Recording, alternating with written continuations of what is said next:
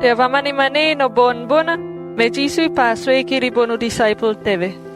Negara areva pahana, wote amiha papakopua. Me uri pa ko kahi bonu wagum, me uri pa he te o boat vai to he vai ruhune Jisu. Mea meha maa boat pa pate no meribari. Mea tōhata a bera, para ki kisana whatakē mā. Me o poha whatanio te takaku hovovo mā te o boat. Me sihum koa o boat re hapus te aruene. Ewe he Jisu na koroho bata no i tō, ewe he te a ena sun bata te o piro. Me o disciple pano gune bari, me uri pa poha wen. Sisia, yan sa kaupeha no manam. Sihum ko ayara re dobo. Me Jisu pa sun, me pa koara waki kiski bona irawata. Me pa sue ki bono poha.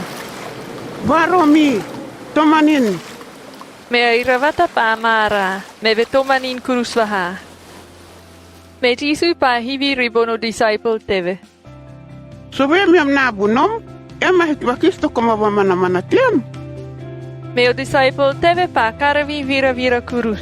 Me uri pa hivi komana wen. Ete ye veni, airavata baropo hame, pamurinau bono moroko tebe.